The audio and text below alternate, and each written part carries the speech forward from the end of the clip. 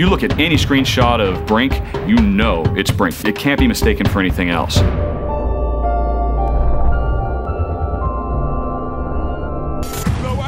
When we first started talking about this game, we did kind of have this vision of a super photorealistic game. Well, everyone's done the realistic thing. We didn't want to do something that's done 1,000 times before. It wasn't until Olivier sort of came on board where we actually came along with the ultra-realistic, sort of exaggerated toon style. Olivier and I argued about that stuff for a while. Olivier had this vision for the artistic style of the game, the characters, the environments, and he's stuck with it. They were a bit cautious at the beginning. We are navigating between realism and sometimes a bit more cartoony.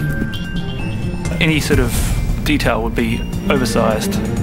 Because of this really fast-paced action and combat game, you have to quickly identify who's in front of your gun.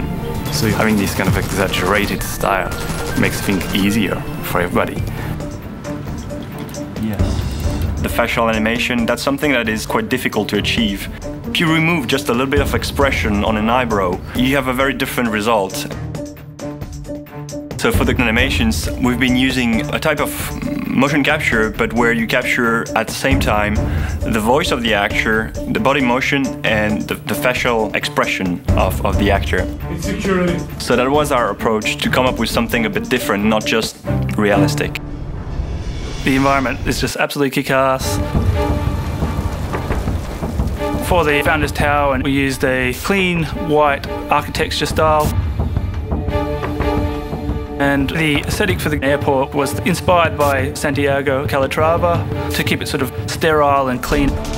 As you head further south to the areas where refugees are arriving, you enter more shantytown-like features, clearly inspired by favelas from Rio de Janeiro.